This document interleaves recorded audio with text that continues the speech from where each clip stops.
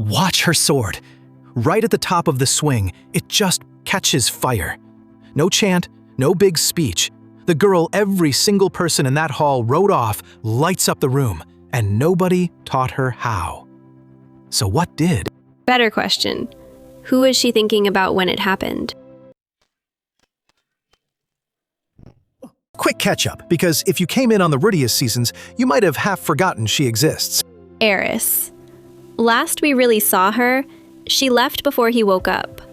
Note on the pillow. Gone into a training trip the show never followed.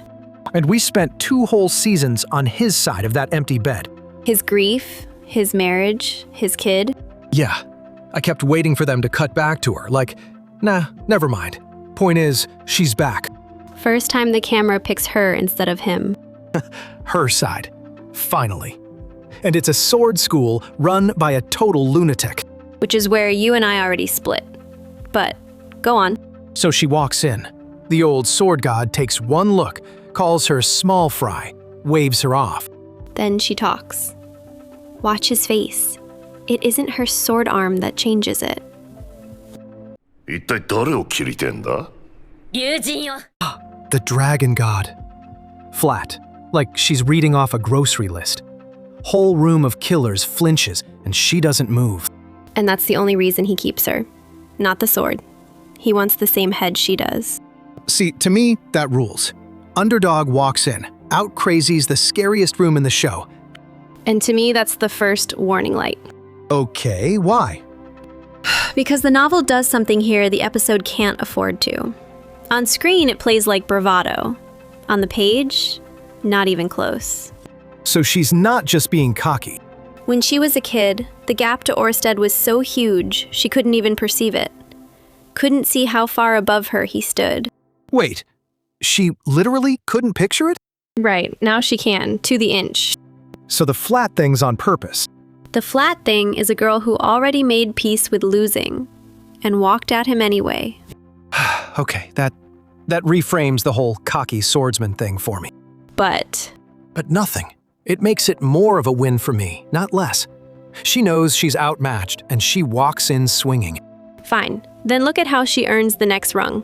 This is the part that put me on edge. Oh, this duel's incredible, though. Senior guy steps up, all polite, sparing the master the trouble. Watch how long it lasts.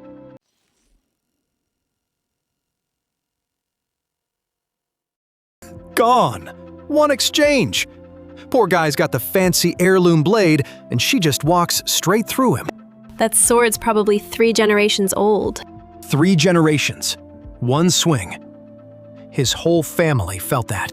Anyway, 3 students down, 2 of them supposedly masters of that light trick. And the sword god skips the whole ladder, names her a sword saint. Because she won. That's the whole code. He flat out says you don't reach the top learning some neat trick. Or he spotted a weapon he wanted and skipped the paperwork. There it is. You physically cannot let a win just be a win. And you cheer so loud, you don't hear what the show's cheering for. I'd hear it. I'd also take a free Sword Saint title, but I'd hear it. All right. But then there's a scene even I'll admit is strange. Ghislaine, her own teacher, corners the old man about it. And watch who he aims the knife at. She asks about Eris. He answers about her. He calls her a toothless kitten. To her face. That's his own former student. He tells her she used to be a hungry tiger. Then she let herself get tamed into a house cat. By what? By doing exactly what he taught her. For years. Being careful. That's the cap. So what, he regrets making her good? The novel's blunter about it. Ghislaine's the cautionary tale, sitting right there in the room. Blunter how?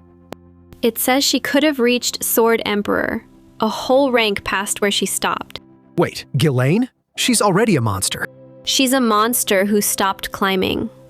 Did everything right, to the letter. And it made her excellent, and stuck. Okay, wow. So Galfarian won't run that on Eris. He watched obedience cap Ghislaine once. He's not doing it again. So the cruelty's kind of the lesson. Which, hang on, that feeds my read. He's aiming her. Like a weapon, On purpose. To me, that's the opposite of cruel. That's the one person here who actually believes in her. A weapon's what you point at the thing you're scared of. I'll leave it there. And all of it builds to this.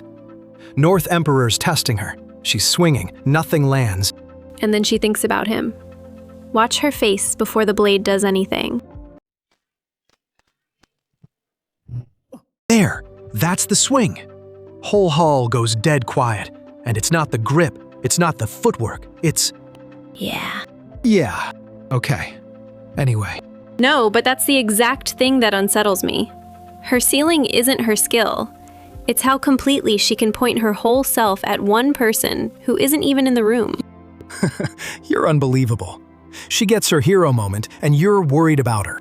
I'm worried about what the show thinks a hero moment costs. Not the same thing. That's my takeaway, and I'm planting it. Eris didn't get stronger by learning a move. She got stronger the second she quit swinging for herself and swung for him. I'll take the fact. Same sentence. You hear a triumph. Because it is one. And I hear a girl who only catches fire by pointing her whole self at someone who isn't there. Same swing. That's the crack running through it. Okay, hot seat, my bold one. He's already mailed a water god master, so more teachers are coming. But my real bet? All this training walks her right back to Rudeus before the season's out. Flag planted. I've read where this goes, and I'm gonna enjoy not telling you. That's a yes. It's a keep watching. Every new master he drags in is another rung, water god next, then whoever's after. You stay to see how close each one gets her to him. Which is a yes. I'm just saying. I'll leave it there. Alex thinks the scariest thing in this episode is a teenage girl finding a reason to swing. I think it's the best thing in it. Go rewatch that last strike and pick your side. That's the show.